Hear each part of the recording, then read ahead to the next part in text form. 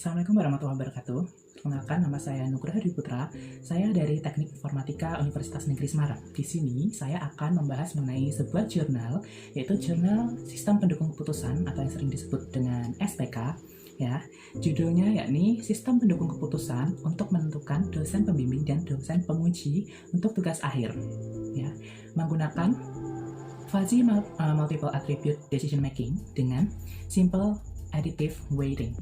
Ya. Jadi studi kasus ini dilakukan di UIN SGD Bandung. Ya, jurnal ini ditulis oleh Ian Septiana, Muhammad Irfan, Aldi Riyaldi Atmaja, dan yang terakhir oleh Becky Subaiki.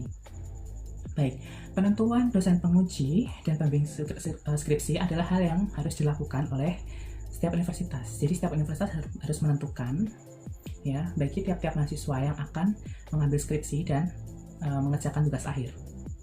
Nah, permasalahan muncul ketika kita harus dapat memilih yang sesuai, ya, antara topik yang dipilih oleh mahasiswa dengan dosen penguji atau dosen pembimbing ini. Ya. Tentunya jika tidak memiliki kecocokan antara topik yang diambil dengan dosen yang dipilih, maka akan mengurangi bobot atau kualitas dari penelitian yang dilakukan oleh mahasiswa tersebut. Maka dari itu dibuatlah sistem pendukung keputusan ini supaya dapat mengoptimalkan kesesuaian antara topik yang akan dipilih oleh mahasiswa dengan dosen penguji atau dosen pembimbing yang akan dipilih. Nah, maka dari itu untuk menyelesaikan permasalahan ini dibutuhkan suatu solusi. Di sini digunakan metode Fuzzy Multiple Attribute Decision Making atau yang selanjutnya akan saya sebut dengan FMADM dan menggunakan Simple Additive Weighting atau yang selanjutnya akan saya sebut SAW.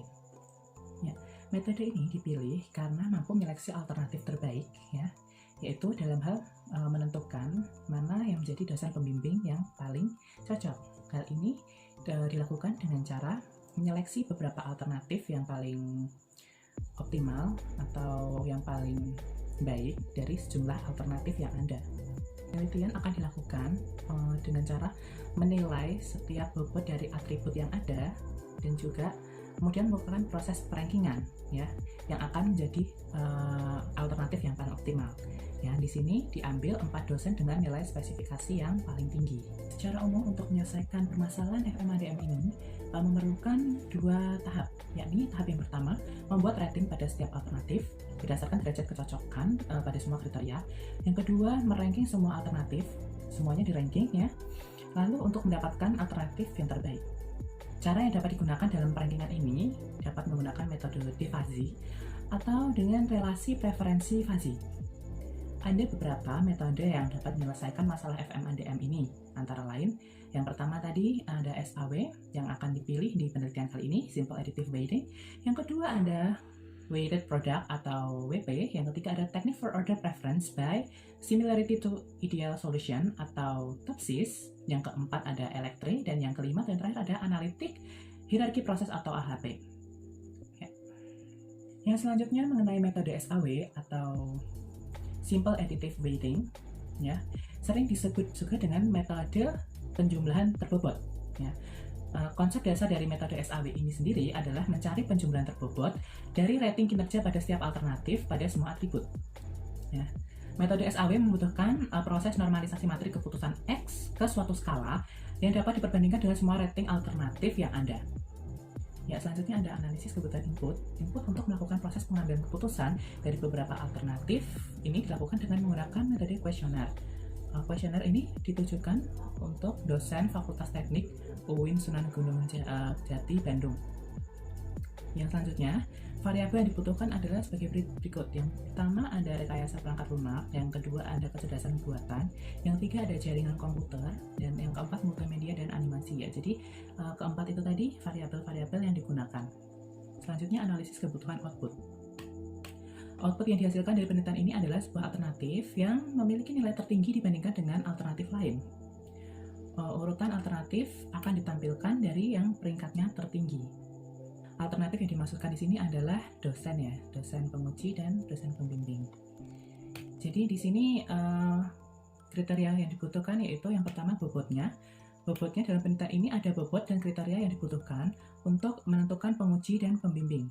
Kriterianya yaitu C1 untuk rekayasa perangkat lunak, C2 untuk kecerdasan buatan, C3 untuk jaringan komputer, dan C4 untuk animasi dan multimedia. Di masing-masing bobot tersebut, maka dibuat suatu variabel-variabelnya, ya, di mana suatu variabel tersebut akan diubah ke dalam bilangan fasi.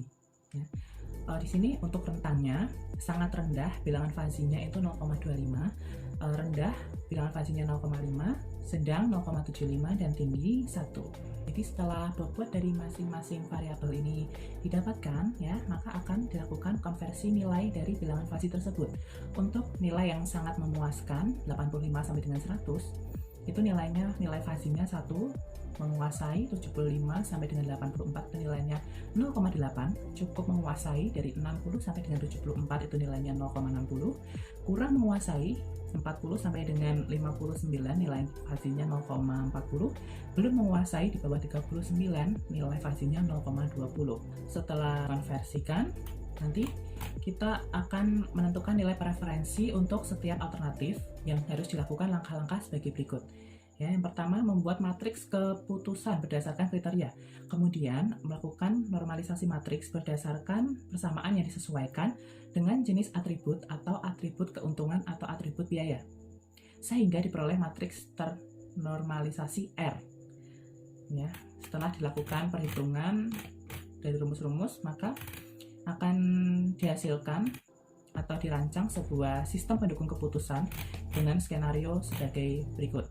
Setelah dilakukan perhitungan dan beberapa pengujian, maka akan didapatkan hasil sebuah sistem pendukung keputusan dengan skenario sebagai berikut. Yang pertama, judul. Admin melakukan proses input data mahasiswa yang meliputi judul tugas akhir dengan data yang diinput terdiri dari kode mahasiswa, kode kategori, NIM, nama, judul, dan kategori judul.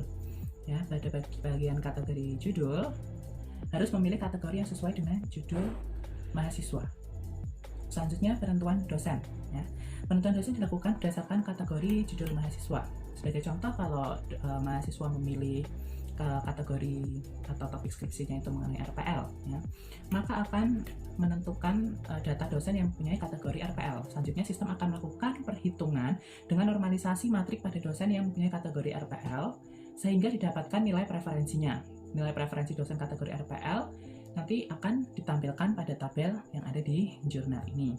Ya, jadi kesimpulan dari penelitian ini yang dapat diambil adalah yang pertama, sistem ini memberikan informasi mengenai rekomendasi untuk pemilihan dosen pembimbing dan dosen penguji pada tugas akhir mahasiswa menggunakan metode perhitungan SAW atau Simple Additive Weighting untuk menentukan dosen penguji dan dosen pembimbing.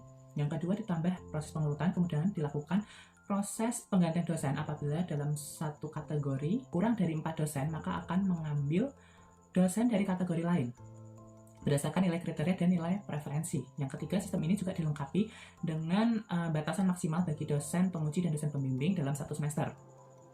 Yang keempat atau yang terakhir, sistem ini mampu menunjukkan hasil akhir yang sesuai dengan harapan, yaitu mampu menentukan rekomendasi dosen penguji dan dosen pembimbing secara optimal sesuai spesifikasi dosen penguji dan dosen pembimbing. Ya, jadi itu tadi mungkin sedikit yang dapat saya sampaikan mengenai jurnal ini. Mohon maaf apabila saya banyak kekurangan dalam menyampaikan ataupun kurangnya pemahaman saya dalam menyampaikan materi ini, saya mohon maaf. Sekian dari saya. Wassalamualaikum warahmatullahi wabarakatuh.